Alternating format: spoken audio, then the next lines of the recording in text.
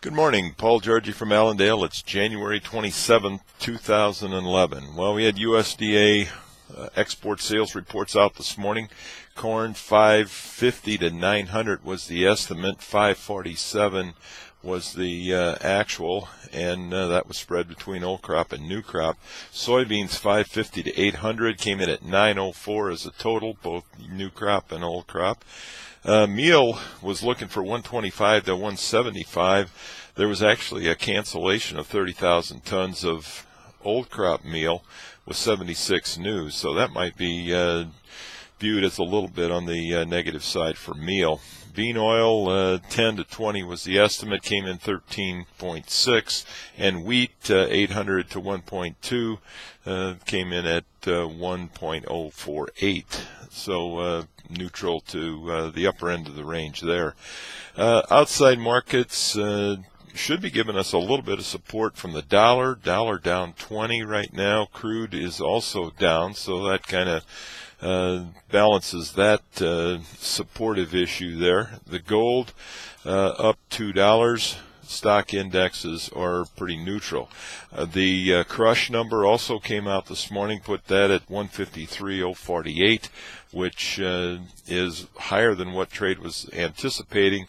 So, all in all, the soybean numbers could be a little bit friendly, could give us a little firmer tone here to the soybean complex when we open here at 9:30. We did see some firming up overnight. Early this morning we showed things down 2 to 4 in the beans, a couple lower in the corn. We since have firmed up and showing some higher numbers in corn, and about neutral back in the soybean complex. From the fundamental perspective, we continue to recycle old news basically in order to justify the movement in the market. On days when we're up, we talk about the strike in Argentina. We talk about possible late plantings in the northern plains and in Canada on spring wheat and row crops because of the huge amount of snowfall that they have over that area above saturated soil. So those are things that we talk about on supported days. On down days, we talk about rain in Argentina. We talk about slowdown in demand, inflation controls, and so forth that traders are nervous about. So, but the bottom line, I think, is how money flow is acting, and when we get the funds and large players moving positions around, we have a tendency of moving the market around, just like we did yesterday. We've seen strong rebound. I think the overall picture in the grain still is concern over food supply. We know we've got tight supplies in corn and soybeans here in the U.S. That will continue to support prices as we go into planting season. We've got to draw enough acres into production, both corn and soybeans, in order to meet the needs. And of course, cotton is taking a spotlight here with cotton prices at record highs. Certainly will attract more cotton acres in the Delta area as we go into planting season this year. The cattle trade, we got cattle inventory report this Friday afternoon at 2 o'clock. Numbers there suggest that we could have the smallest cattle inventory since 1958, which is 52 years ago, and we could be looking at the smallest calf crop since 1950. So even though these reports normally don't have a huge impact on markets immediately, it's a bigger picture look and certainly could justify the reason why we're seeing strength and in cattle prices currently. The cutout values were up 31 cents yesterday in choice, up 74 in the select. Futures were higher because of the hog trade mostly. We had strong hog prices yesterday, limit up even in the April contract.